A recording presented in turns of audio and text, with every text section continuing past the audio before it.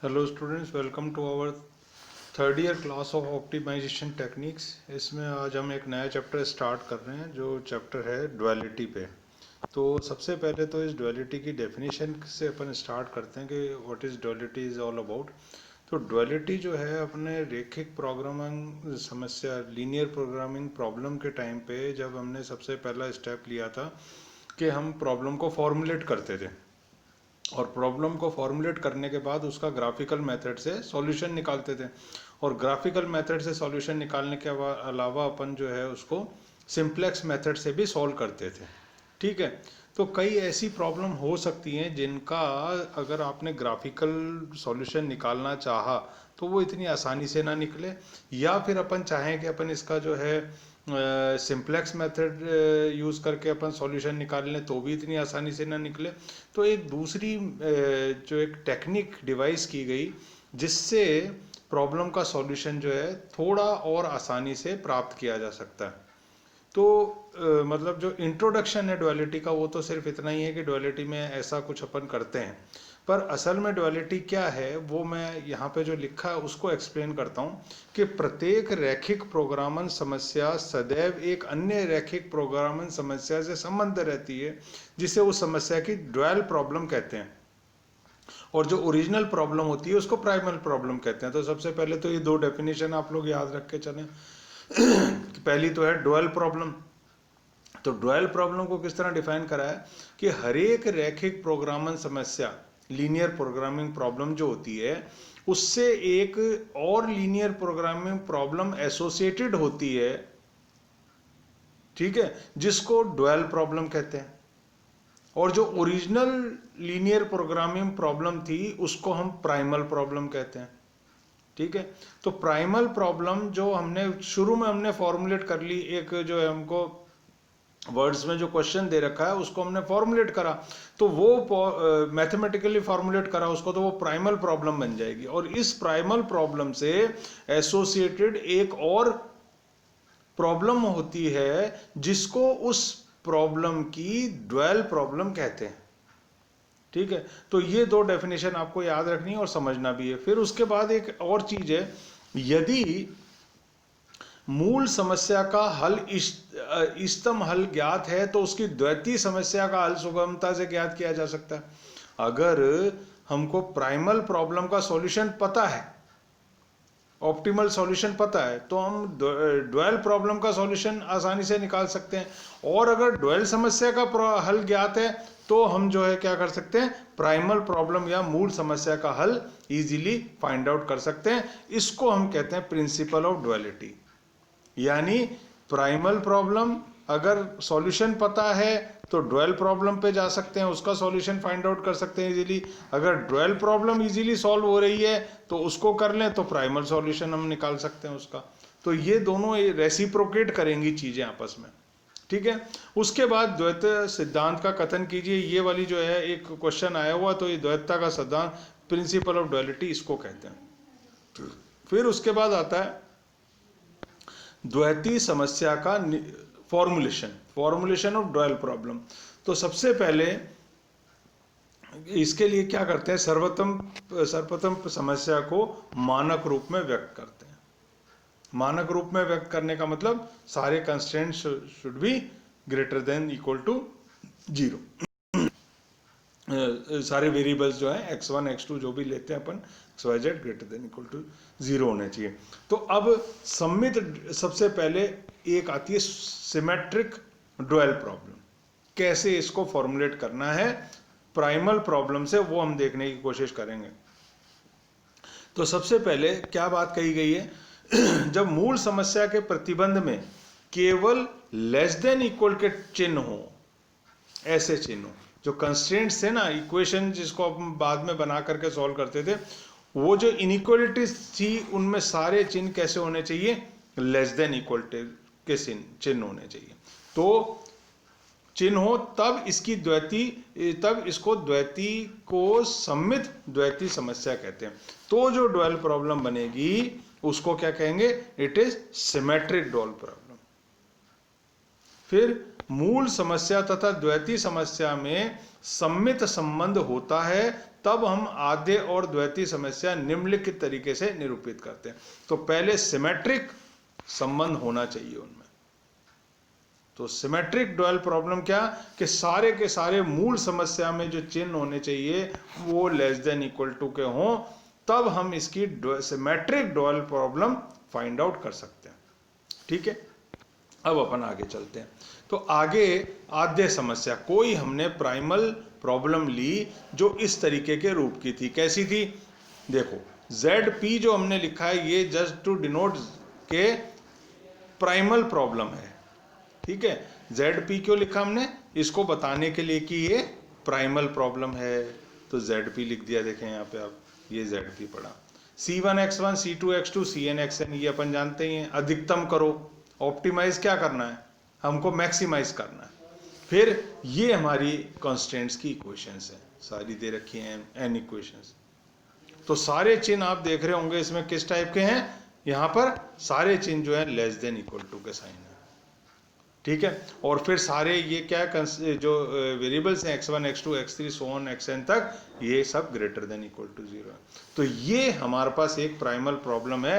इसकी dual problem हमको लिखनी है या फाइंड आउट करनी है।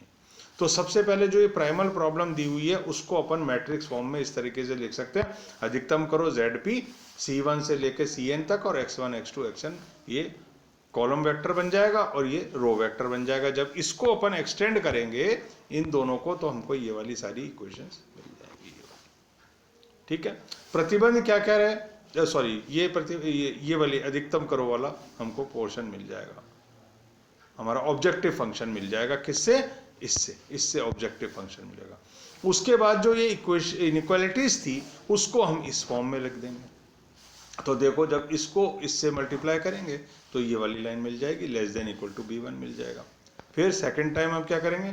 सेकंड लाइन को, रो को इससे मल्टीप्लाई करेंगे, ये मिल जाएगा, less than equal to B2 मिल जाएगा। तो ये क्या करा हमने? ये करा कि इसका पूरे का कॉम्पैक्ट फॉर्म हमने ये बना लिया। अब इस समस्या को संक्षिप्त रूप में निम्न प्रकार व्यक्त कर सकते हैं कि कैसे साहब? ZP is equal to CX, all AX is less than equal to B and X greater than equal to 0। तो सबसे पहले तो ये प्रॉब्लम थी, उसको हमने इस फॉर्म में लिखा, और भी ज्यादा शॉर्ट में लिखा तो हमने इसको कॉम्पैक्ट फॉर्म में इस तरह लिख दिया। ठीक है, तो अब हम क्या करते हैं? अब इसकी डुअल प्रॉब्लम लिखने का तरीका देखते हैं, डुअल प्रॉब्लम कैसे लिखी जाती है। तो डुअल प्रॉब्लम साहब ये लिखी गई है आपके सामने। तो निम्नतम करो, जो यहाँ पर प्रॉब्लम थी काय की? अधिकतमीकरण की प्रॉब्लम थी। ये वाली प्रॉब्लम आपने जो ऊपर प्राइमल ली है, ये प्रॉब्लम क्या थी? अधिकतम करो। अब हम क्या कर रहे हैं साहब? यहाँ पर निम्नतम करो। ठीक है, ZD, D क्या को डिनोट कर रहा है? उधर ZP लिखा तो Z प्राइमल और ZD लिखा तो डुअल, और ये कर दिया हमने, एक नए वेरिएबल लगा दिए W1 W2 WN M तक। तो क्या बन गया? ZD is equal to B1 W1 B2 W2 BM WM तक चले गए। A11 वही रहा, और जो W वाला जो हमने वेक्टर्स लिया था यहाँ पे, तो वो आ गया W1 W2 WM तक। जो थे हमारे पास क्या पहले थे? क्या थे? A1 A2 up to AN तक। ये देखें आप, ये थे ना A11, x1 था, तो A11 तो ऐसे ही रहा। x1 की जगह क्या हो गया? W1 हो गया। x2 की जगह क्या हो गया? W2 हो गया, और xn की जगह हो गया W। ठीक है, तो ये हमने एक काम करा, यहां पर कहां तक आ गए हम? WM तक आ गए। ये तो यहां पर भी लिखा है, उपरोक्त समस्या के संगत निम्न द्वैतीय समस्या प्राप्त करने के लिए प्रतिबंधों में गुणांक मैट्रिक्स को परिवर्तित मैट्रिक असीमकाओं के दक्षिण एवं उद्देश्य फलन के गुणांकों को आपस में बदलें। गुणांकों को आपस में बदल दिया, तथा असीमकाओं को उत्क्रम प्रतिलोम तथा उद्देश्य फलन का अधिकतम करने के स्थान पर निम्नकरण कहते हैं। यानी जो हमारा प्रॉब्लम था उसको हमने इस तरीके से मॉडिफाइज करके लिख दिया। क्या कर दिया? अधिकतम की प्रॉब्लम को काय में कन्वर्ट कर दिया? निम्नतम की, और नए वेक्टर्स डाल दिए W1 से लेकर WM तक, और इसके साथ भी हमने वेक्टर क्या लगा दिए? WM। ये सारा रह गया C1 C2 जो B1 B2 था। तो इधर जो C1 वगैरह थे वो सारे इधर आ गए, B चला गया यहाँ से निकल के यहाँ पर। समझ में आएगी बात? फिर से एक बार समझो कि यहां पर था C1x1 C2x2 सो ऑन, ये था, तो ये C सारे निकल के यहां गए, और यहां पर क्या था, B1 था, B2 था, सो ऑन ये था, ये सारे B1 निकल के यहां चले गए, और नए हमने x की जगह क्या यूज कर लिया, W1 से लेकर Wm तक। तो ये इस मैट्रिक्स को निम्न रूप में रख सकते हैं। कैसे रख सकते हैं साहब? इसको हमने कॉम्पैक्ट करा, कैसे कर दिया, ZD बराबर B1 B2 Bm, ये रहा ना, ये रहा, और यहाँ खड़ा vector column vector W1 W2 Wm। जब इसको एक्सपेंड करेंगे तो क्या बन जाएगी, एली लाइन बन जाएगी। फिर हमने अगले में क्या करा, अगले में हमने प्रतिबंध ये ले लिया, वही वाले जो हमारे कोफिशिएंट्स की मैट्रिक्स थी वो थी, और W1 W2 Wm तक यहाँ लगा दिया। ग्रेटर देन इक्वल टू का साइन हमने पहले लगाया था, C1 C2 Cm। तो ये समस्या एग्जैक्टली बन गई क्या, dual problem of the original problem. और इसको जैसे ही हमने और कॉम्पैक्ट फॉर्म में रखा तो ये बन गई ZD BTW, बी का ट्रांसपोज। बी पहले कैसा था, कॉलम वेक्टर था ना, अब ये कैसा हो गया, रो वेक्टर हो गया बी। तो बी का ट्रांसपोज इंटू डब्ल्यू, और ये हो गया साहब ए का ट्रांसपोज हो गया। पहले चल रहा था A11 A12, ये खड़ा होना चाहिए था, ये लाइन यूं थी पहले, अब ये बदल करके क्या हो गई, ए का ट्रांसपोज हो गया, ये ए का ट्रांसपोज हो गया। डब्ल्यू आएगा ही आएगा साथ में, और सी का भी ट्रांसपोज हो गया। पहले सी कैसा था, ये था, रो वेक्टर था, अब ये क्या बन गया, सी कॉलम वेक्टर बन गया। तो ये दो ट्रांसपोज आ गए, तीन ट्रांसपोज आ गए, एक ये आ गया, एक ए पे आ गया, एक सी पे आ गया, and variables W greater than equal to 0। तो ये जो है ड्यूअल प्रॉब्लम बनी किसकी, इस वाली की ड्यूअल प्रॉब्लम जो बनी वो ये बनी, नीचे वाली। तो या तो ये कह लो कि इसकी ड्यूअल प्रॉब्लम नीचे वाली है जो हमने बनाई अभी नीचे, या नीचे वाली की ड्यूअल प्रॉब्लम, अगर इसको प्राइमल मान लो तो नीचे वाली को ड्यूअल मानो, और इसको प्राइमल मान लो तो ऊपर वाली को ड्यूअल मानो। ऐसे करके ये रेसिप्रोकेट हो गई चीजें। अब कुछ स्पेशल चीजें इसमें लिखी गई हैं, क्या वो ध्यान दे लें। ये आवश्यक नहीं कि आदेश समस्या सदैव अधिकतमीकरण रूप में ही हो, निम्नकरण की समस्या भी आद्य समस्या। जो हमने प्रॉब्लम ली थी, हमने ली थी Z मैक्सिमाइज, जरूरी नहीं है कि ये प्राइमल प्रॉब्लम यही हो, हम Z मिनिमाइज को भी जो है प्राइमल प्रॉब्लम ले सकते हैं।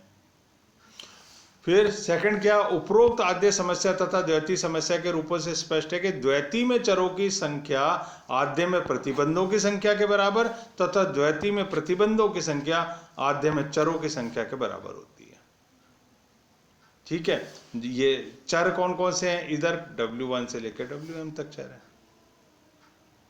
ठीक है, तो और यहां पर कितने हैं, ये चर कितने हैं, m है, और ऊपर इसमें कितना है हमारे पास, इक्वेशन कितनी है ओरिजिनल प्रॉब्लम में, ये हमारे पास ओरिजिनल कितनी इक्वेशन है, m इक्वेशन है, ये बड़ी am आ रहा ना, ये लास्ट में ये।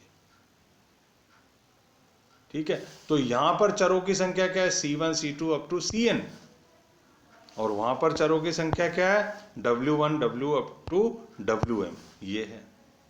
तो m और n भी इंटरचेंज आपस में हो जाएंगे। यहाँ पर क्या है, समीकरणों की संख्या कितनी है,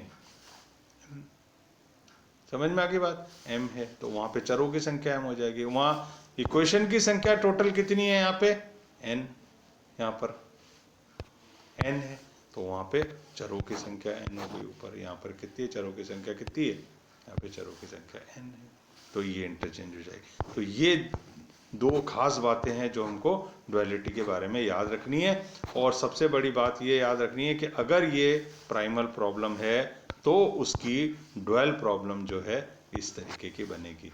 जब सारे साइन कैसे हो, हमने कंडीशन क्या ली है कि सिमेट्रिक हो, और जो प्राइमल प्रॉब्लम है उसमें सारे इनइक्वालिटीज पे लेस देन इक्वल टू के साइन होने चाहिए।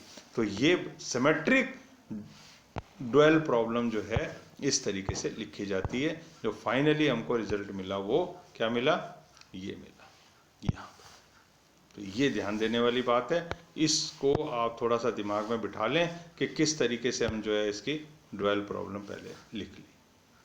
Okay thanks. आगे अगले टर्न पर अपन जो है और दूसरी ड्वेल प्रॉब्लम्स के बारे में डिस्कशन करें।